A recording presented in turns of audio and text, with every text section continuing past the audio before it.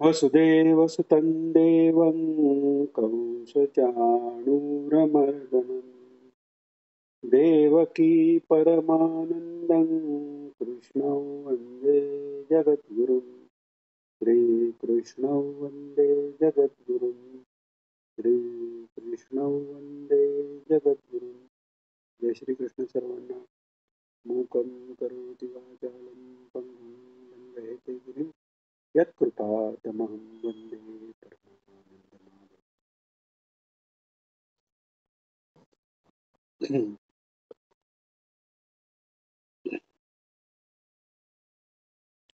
काल आपण 15वा अध्याय 4थ्या श्लोकापर्यंत आलेलो. 5वा श्लोक आपण वाचला. निर्माण मोहा याला सुरुवात केलेली. तर 5व्या श्लोकापासून आता आज सुरुवात करू आपण. तर 4थ्या श्लोकापर्यंत पहिल्या श्लोकात संसार वृक्षाचं पूर्ण हे जे विश्व निर्माण झालंय, ब्रह्मांड अनंत जी ब्रह्मांड आहे, तर त्याचं स्वरूप ऊर्ध्वमूल अधशाखा अशा अश्वत्थ वृक्षासारख्या वृक्षाच्या रूपकाने भगवंतांनी एक्सप्लेन केलं. दुसऱ्या श्लोकात तसं रूपाची उपलब्धी नाही.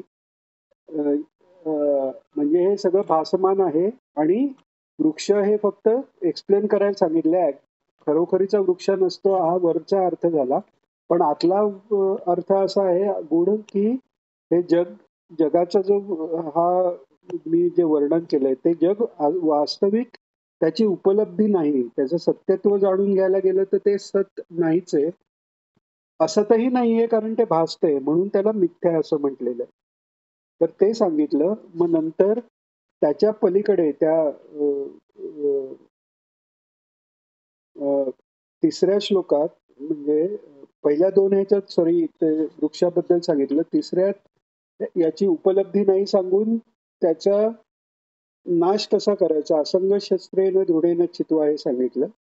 आणि ते झाल्यावर ज्या परमपदाची प्राप्ती होते सच्चिदानंदापर्यंत तो महात्मा पोचतो की जिथे गेल्यावर निवृत्ती नाही त्याच्याबद्दल भगवंतांनी सांगितले. आणि आता त्या महात्म्याची लक्षणे सांगतायत. लक्षणे अशासाठी सांगतायत की ज्ञानी महात्म्याची जी लक्षणं आहेत तीच ज्ञान मिळवण्यासाठीची साधनं आहेत म्हणून ते सांगतायत. तर ती काय आहेत तर भगवान सांगतायत 15वा अध्याय 5वा श्लोक. निर्माण मोहाजित संग दोषा अध्यात्मनित्या विनिवृत्त कामाः द्वन्द्वैर्विमुक्ताः सुखदुःखसंज्ञे गच्छन्त्यमूढाः पदमव्ययम् तत्. निर्माणमोह जितसंगदोषः अध्यात्मनित्याः विनिवृत्तकामाः. निर्माणमोह म्हणजे मान आणि मोह याच्या ज्याचा गेलेला आहे, निर्माण झालाय आणि निर्मोही तो झालेला आहे असा तो असतो. जिथं संग दोषा, संग जो आपल्याला झालेला आहे, क्षेत्रज्ञ विवेक सांगितला, त्या क्षेत्राशी आपण इदम मम किंवा इदम अहम अशा दोन प्रकारांनी आपण त्याच्याशी जोडले जातो. म्हणजे हा मी आहे आपण म्हणतो तेव्हा त्रयस्थपणे हा हे आपण आपण सोडून दुसऱ्याला म्हणत असताना पण हा मी आहे असा जो व्यवहार होतो तो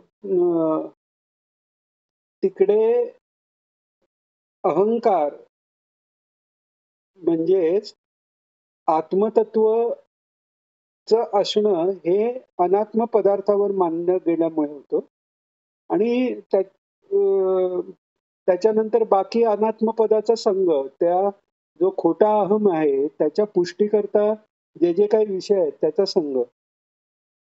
तर तो संघ बाह्य संघ तर जोपर्यंत शरीर आहे तोपर्यंत त्या शरीराशी संघ बाह्य संघ तर राहतोय. पण तो अंतःकरणातनं निस्संग जर असेल म्हणजे बाहेरून भोगी पण आतून निसंग असं जे सांगितलेलं आहे ज्ञानाचं लक्षण. तर या संघ दोषापासून जो हा संघाचा दोष ज्यांनी जिंकलेला आहे म्हणजे इंद्रियाचा मनाचा संघ आहे पण त्याच्या अधीन तो नाहीये. इंद्रिय मन हे त्या सत्स्वरूपाला अनुकूल असंच वर्तन त्यांचं चालू आहे. आणि ते मी नाही हे त्याची पूर्ण भावना आहे. त्यामुळे संघच नाहीये. त्यामुळे संघामुळे येणारे जे दोष आहेत. संघामुळे दोष काय येतात?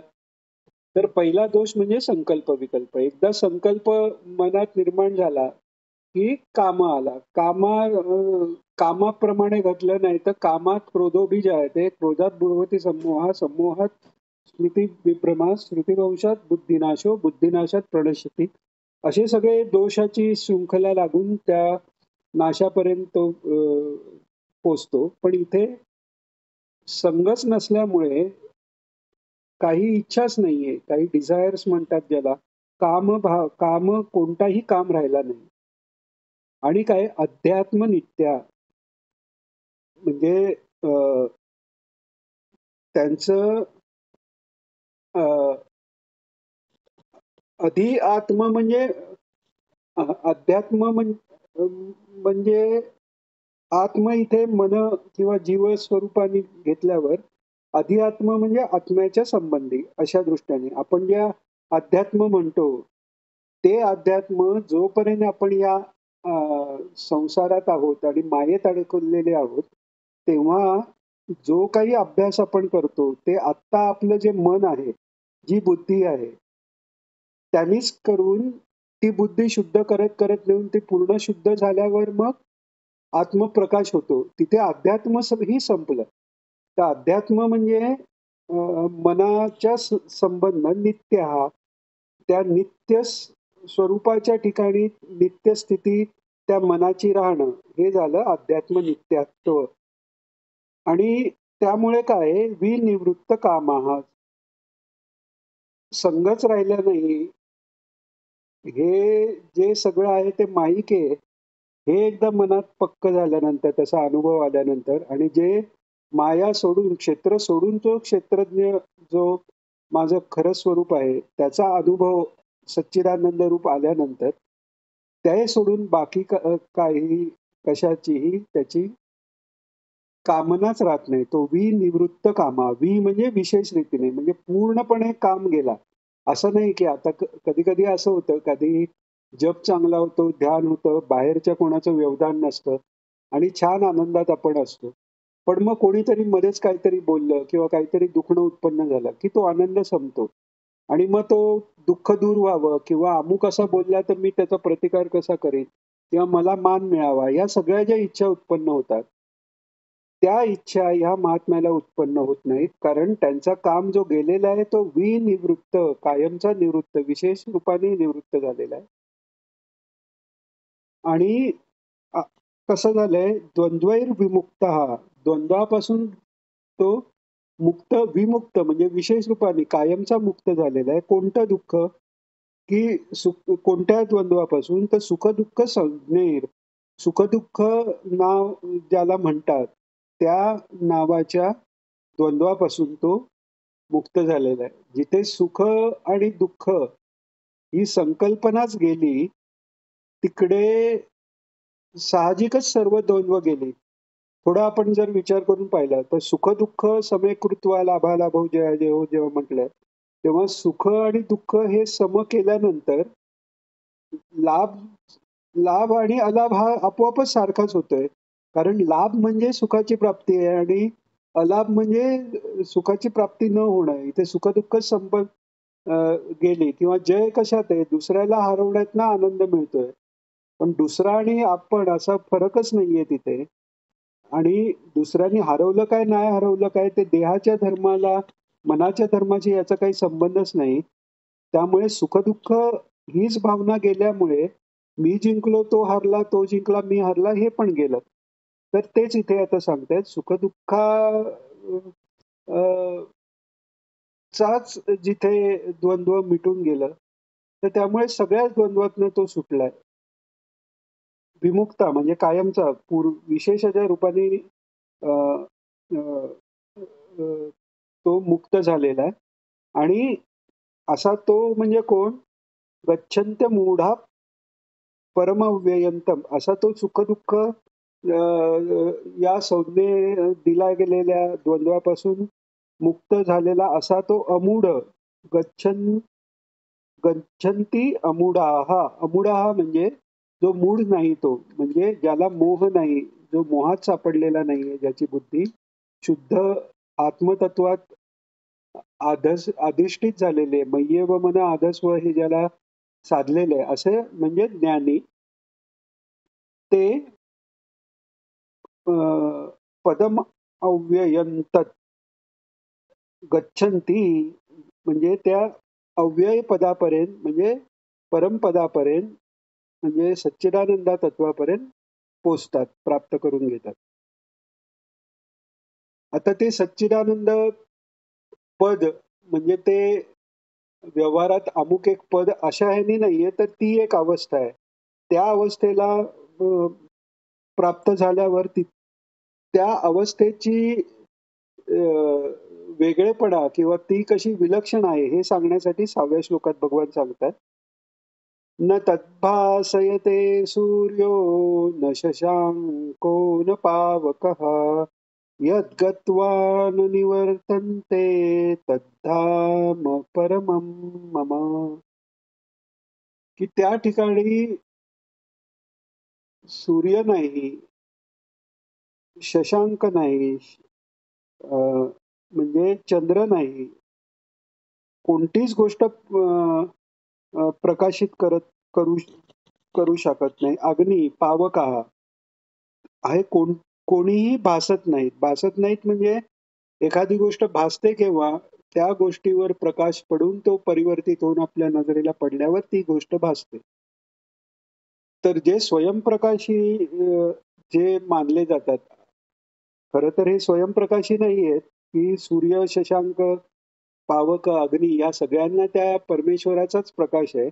असा तो सहस्र सूर्याच्या सहस्र म्हणजे अनंत सूर्याचं तेज ज्या सच्चिदानंदाचं आहे, तिथे अर्थातच सूर्य, चंद्र किंवा अग्नी हे भासतही नाहीत. म्हणजे त्यांची त्यांचा प्रकाश ह्याला प्रकाशित करू शकत नाही आणि दुसरा अर्थ म्हणजे तो प्रकाश यांच्यापुढे फिका पडतो. असं दोन्ही पद्धतीने भासत नाहीत त्याचे पदार्थ. आणि मग ते कसं धाम आहे, की ते पद कसं आहे, की यत गत्वा न निवर्तन्ते. एकदा ज्ञान झालं आणि मग नंतर परत अज्ञानात पडला असं कधीही होत नाही.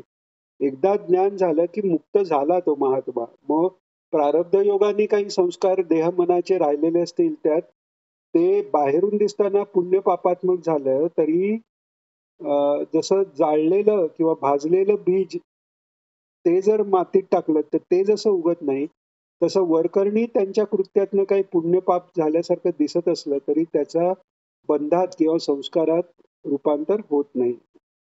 आणि त्यामुळेच त्या मुक्तीपासून ते कधीच ढळत नाही. एकदा ज्ञान झालं की ते कायमचं आहे. कारण तो अनुभव एकदा झाला की जसं डोळे उघडले म्हणजे स्वप्न संपलं, इतका तो अनुभव कायमचा डोळे उघडण्यासारखा आहे. तर अशा पद्धतीने एकदा ज्ञान झालं की परत अज्ञानाला वाव नाही. यत गत्वा न निवर्तन्ते. तिथे गेल्यावर परत येणं नाही असे ते धाम तद्धाम परमं मम असं ते धाम माझं धाम आहे. म्हणजे माझी राहण्याची जागा म्हणजे थोडक्यात मीच आहे. आपण वैकुंठ वैकुंठ जे म्हणतो, वैकुंठ हा लोकही आहे आणि वैकुंठ हा अवतारही आहे. तर अशा दृष्टीने वैकुंठ अवतारानेच निर्माण केलेला वैकुंठ रूपीच वैकुंठ लोक आहे. तर त्या पदाला पोचल्यावर पुन्हा संसारात येणे नाही हे सांगतात.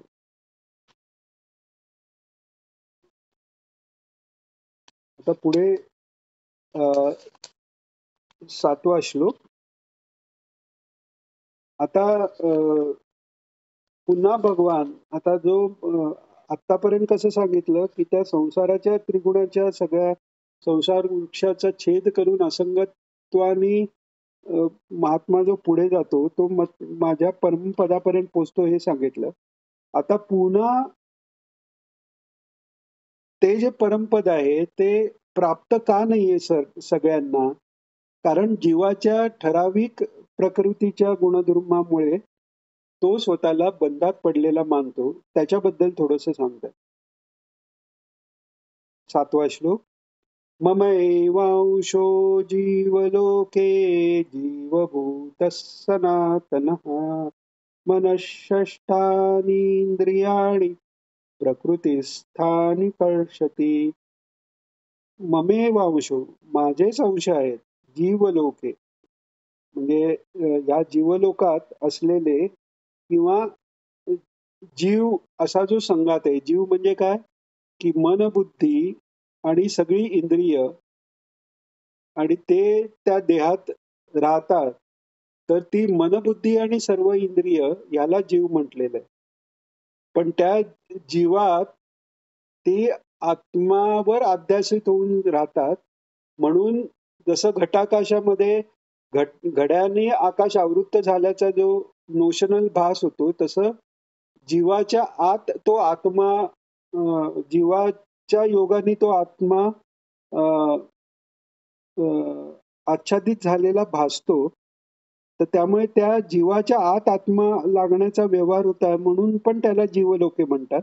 म्हणजे एकतर या जीवलोके म्हणजे या पृथ्वी किंवा या सृष्टीत जिथे जीव जन्माला आहे त्या लोकात तो लोक सगळा त्या लोकात राहणारे जे आहेत ते माझे अंश आहेत असं, किंवा जीव हाच एक लोक आहे आणि त्या लोकरूपी याच्यात माझा जो भाग कव्हर झालेला दिसतोय किंवा जो आत्मा कव्हर झालेला दिसतोय तो माझ्या परमात्म स्वरूप परमात्म्याचा माझा एक अंशच आहे. हे दोन्ही तऱ्हेने भगवान सांगतात. ममेव अंश जीवलोके जीवभूत सनातन.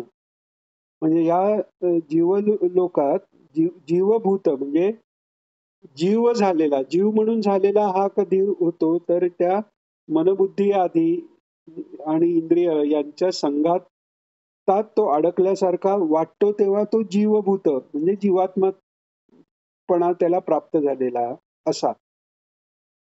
सत आतन सत्य म्हणजे त्रिकालाबाधित असं पूर्वीपासून असलेला असा त्याचा अर्थ होतो.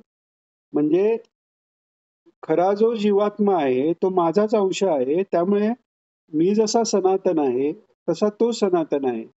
समुद्र आणि समुद्राची लाट याच्यात खारटपणा तोच आहे. फक्त लाटेला थोडासा आकार निर्माण झाल्यासारखा भासतो त्या वायूच्या योगाने. तसं मायेच्या योगाने माझाच अंश त्या जीवरूपाने तयार झालेला भासतो आणि तोच भासणारा तो मन आणि मन आधी षष्ठानी म्हणजे मनासकट 6 इंद्रियांनी म्हणजे मन आणि 5 ज्ञानेंद्रिय. 5 ज्ञानेंद्रिय कोणती? तर दृक दृगेंद्रिय, श्रवणेंद्रिय, घाणेंद्रिय, रसनेंद्रिय आणि त्वग इंद्रिय. ही 5 इंद्रिय आणि मन. आता इथे मन म्हणजे अंतःकरण तत्व. त्याच्यात मन, बुद्धी, अहंकार आणि चित्त सगळे आले. तर त्या योगाने हे हा जो जीव आहे तो सगळ्या हा जो जीव आहे तो त्या प्रकृतीत म्हणजे त्या प्रकृतीमध्ये, प्रकृती म्हणजे मायेचं रूप आहे. मायेत महत्त्व, अहंकार हे त्याच्यानंतर निर्माण होऊन पंचमहाभूत निर्माण झाले. पहिल्यांदा प्रकृती, पुरुषापासून प्रकृती अध्यासरूप निर्माण झाली असा व्यवहार करावा लागतो. खरं ती निर्माणच नाही झाली, फक्त भास त्याचा झाला. तर त्या भासामुळे त्या भासातच हे मन आणि इंद्रिय आकर्षित होतात किंवा कारण ती मन आणि इंद्रिय त्या भासापासूनच निर्माण झालेली आहेत. पण त्याचं चैतन्यत्व जे आहे ते माझ्या अंशाने असलेलं याचं ज्ञान निघून गेल्यामुळे प्रकृतीकडेच ते मन आणि पाचही इंद्रिय आकर्षित होतात.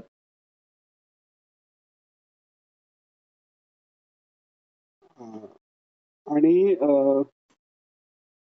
तोच म्हणजे तो जो प्रकृतीकडे आकर्षित होण्याचा पण भाग आहे. आता मेलेलं शरीर काही कोणत्या गोष्टीकडे आकर्षित होत नाही. म्हणजे सत्तत्व जे शरीराच्या आत आहे, त्याचाच उपयोग करून माया ही मन इंद्रियांना माईक विषयांकडे ओढते, असा यातला गूढ अर्थ घेता येईल.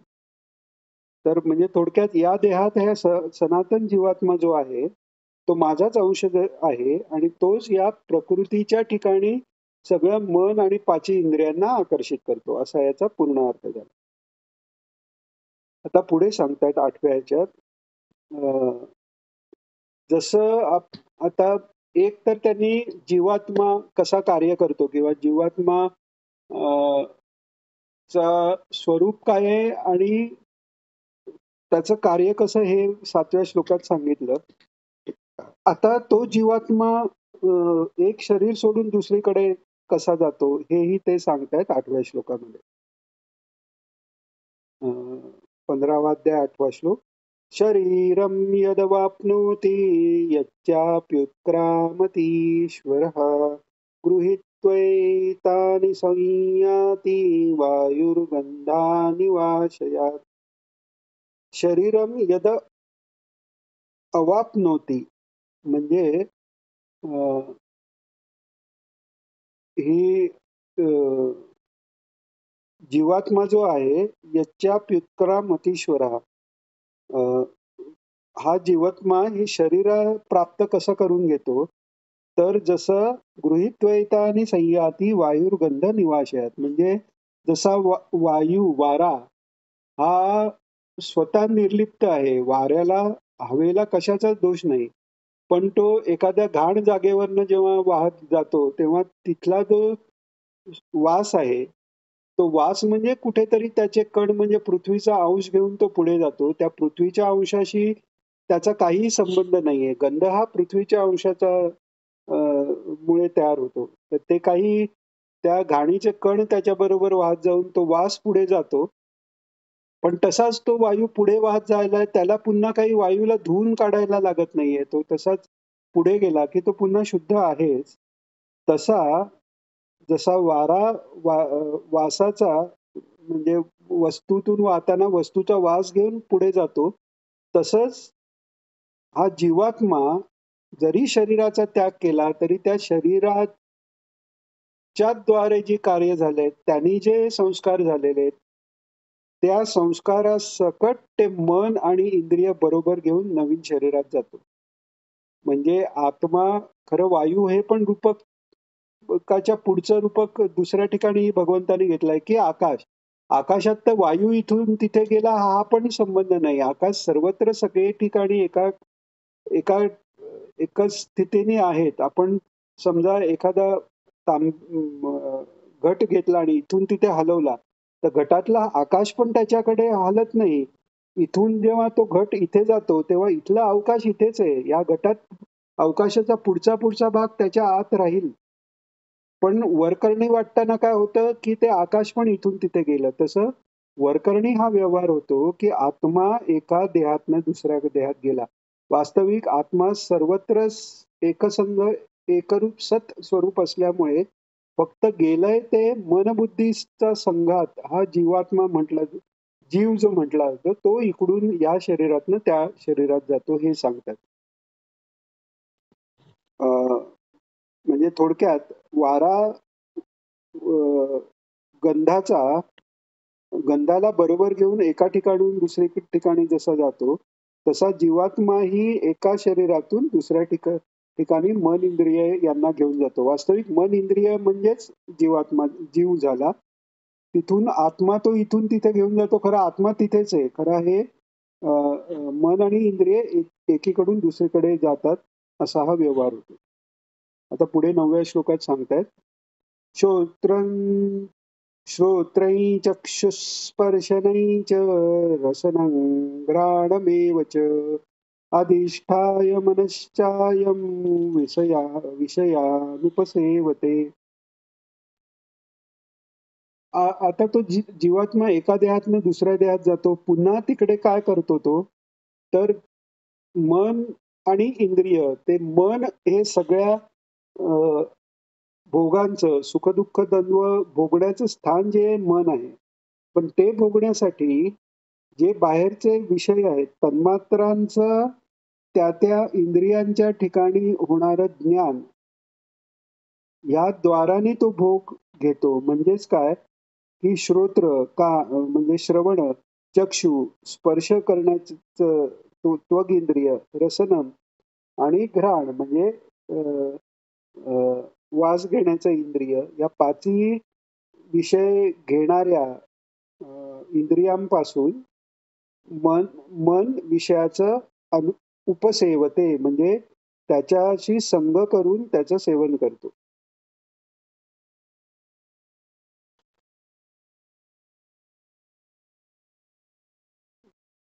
म्हणजेच आत्मतत्व कशाचाही भोग घेत नाहीये किंवा काहीही कार्य करत नाहीये. ते याच्यापासून पूर्ण असंग राहिलेलं आहे.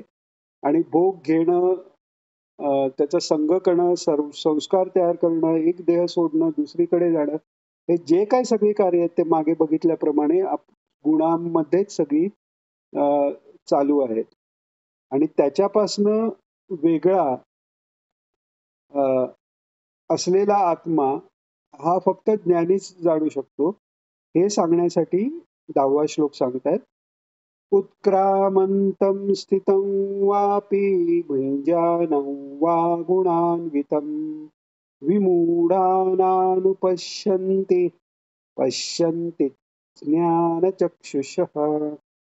उत्क्रामंतम म्हणजे उत्क्रमण म्हणजे शरीरातनं बाहेर, क्रमण म्हणजे चालणे किंवा प्रवास. शरीरातनं बाहेर पडणं म्हणजे उत्क्रमण झालं. उत्क्रमण होताना म्हणजे मरण पावताना किंवा स्थितम वापी शरीरात राहिलेलं असताना, राहत असताना, किंवा भुंजानम भोग घेत असताना, किंवा गुणान्वितम म्हणजे त्या गुणात राहिलेलं असताना, गुणासहित असताना, अ, किंवा गुणासहित असल्यामुळेही जे विमूढ असतात म्हणजे विशेष प्रकारे मूढ म्हणजे ज्यांचं मूढत्व कधी जातच नाही, जे नुसतेच मूढ असतात, अ, जे अ, आपल्या किंवा माझ्यासारखं मी म्हणेन की कधीतरी त्या ईश्वर तत्वाची जाणीव आहे, कधीतरी ती श्रद्धा आहे, कधी नाहीये. तर त्यामुळे विमूढ तरी नाहीये, निदान कधीतरी त्या श्रद्धेने म्हणा किंवा सद्गुरूंच्या सांगण्याने म्हणा, सत्संगामुळे म्हणा, भारतभूमीत जन्म आल्यामुळे म्हणा, कशाने कशा पद्धतीकडे सत्स्वरूपाकडे लक्ष थोडं तरी जातं. पण जे विमूढ असतात, पूर्ण अज्ञानी, त्यांचं इथे लक्षच जात नाही. ते परोक्ष रीतीने हे पाहू शकत नाही. अपरोक्ष तर अनुभूती होणे त्यांना शक्यच नाही. अनुपश्यंती म्हणजे सतत पाहत राहणं, म्हणजे अनुकरण म्हणजे मागोमाग जात राहणं कसं आहे, तर अनुपश्यंती म्हणजे सतत पाहणं, पाहतच राहणं असं आहे. म्हणजेच पूर्ण कायमचं जाणणं. तर ते विमूढांना होत नाही. म्हणजे काय, तर शरीर सोडून जात असताना किंवा शरीरात राहत असताना किंवा विषयांचा भोग घेत असताना किंवा तिन्ही गुणाच्या आत विव विहार करत असताना अज्ञानी लोक मला जाणू शकत नाहीत. त्या तत्वाला ओळखू शकत नाहीत. फक्त पश्यन्ति ज्ञान चक्षुषा, ज्यांना ज्ञानाचे चक्षु प्राप्त झालेले आहेत. ज्ञान हे अज्ञान दूर करायचं साधन आहे. ज्ञान हे परमेश्वर प्राप्तीचं साधन नुसतं नाहीये. ज्ञान हेच आत्मस्वरूप आहे. तर त्यामुळे जी ज्ञानदृष्टी, जसं अर्जुनाला दिव्य दृष्टी दिली, ती दिव्य दृष्टी म्हणजे ज्ञानदृष्टी आहे की ज्यांनी परमात्मा सर्वव्यापी, सर्व कालात, सर्व देशात एकसंधपणे चित आणि आनंद रूपाने आहे. हे ज्ञान होणं, हे त्या ज्ञानदृष्टीनेच प्राप्त आहे. त्यामुळे ज्यांना ही ज्ञानदृष्टी प्राप्त झाली, ज्ञानदृष्टी कोणाला प्राप्त होते तर वासुदेवानंद सरस्वती स्वामी महाराजांचं एक पद आहे, दत्ता मगला प्रसन्न होसी जरी तू वरदेसी तरी मी आनंद मागे तुझसी निर्धारुनी मानसी. म्हणजे दत्ता प्रभू, आपण जर माझ्यावर प्रसन्न झालात तर मी निर्धारून तुम्हाला या गोष्टी सगळ्या मागेन. तर त्या बाकी गोष्टी सांगून झाल्यावर शेवटी टेंबेस्वामी महाराज म्हणतात की विवेक आणि सत्संगती हे नेत्रद्वयबा आहे, वासुदेवा निर्मल गेहे जेणे तत्पदी राहे. निर्मल गेहे म्हणजे गृह, म्हणजे इथे बुद्धी या रूपाने आहे.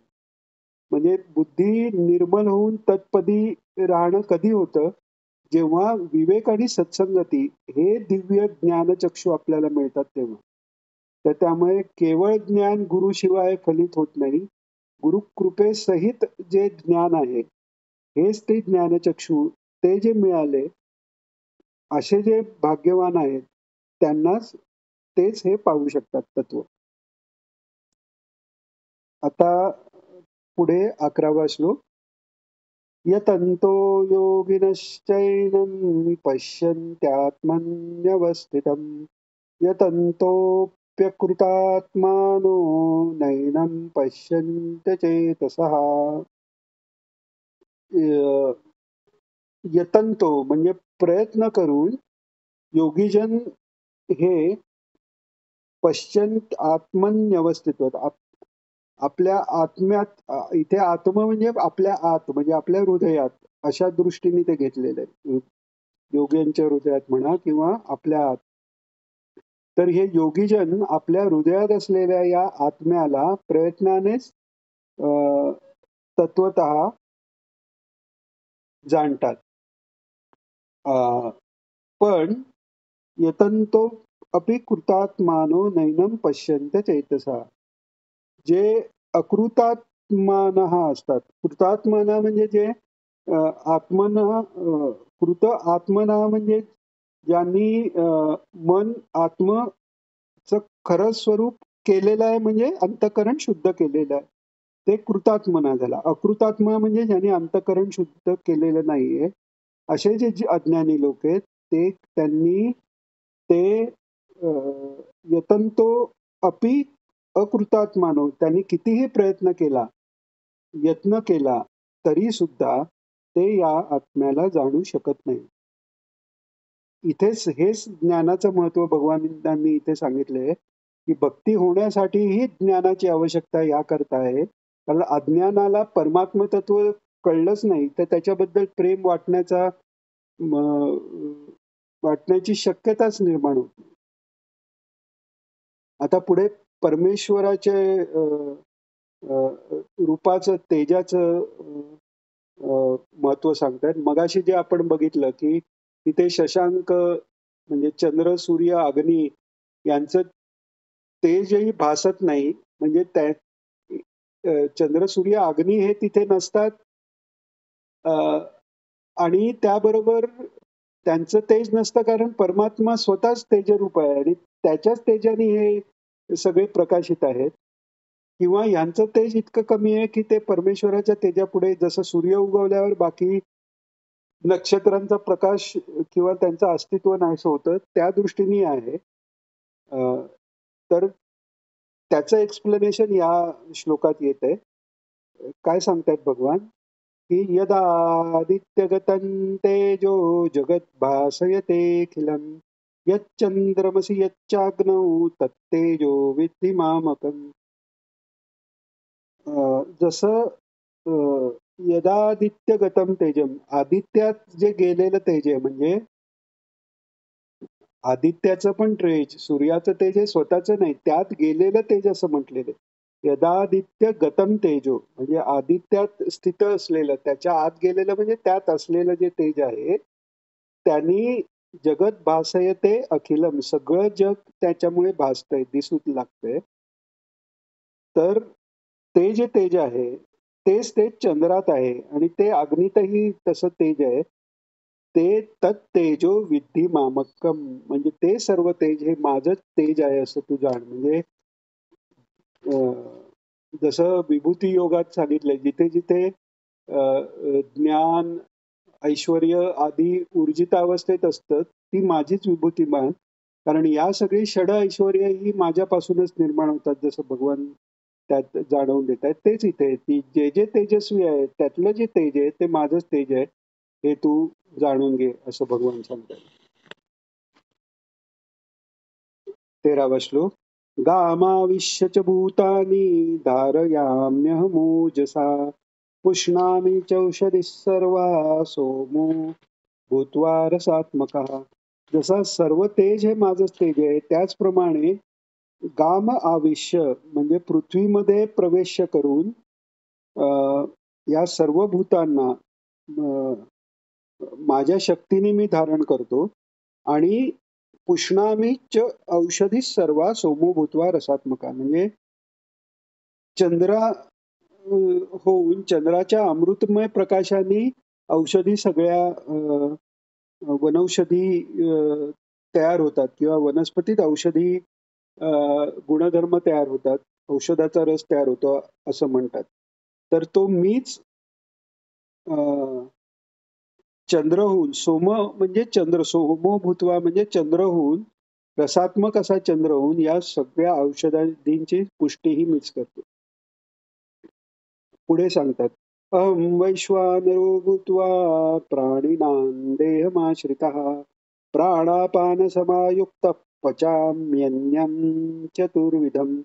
मीच वैश्वानर. वैश्वानर म्हणजे जठराग्नी जो आहे, जो अन्नपचन करतो, त्याला वैश्वानर म्हणतात.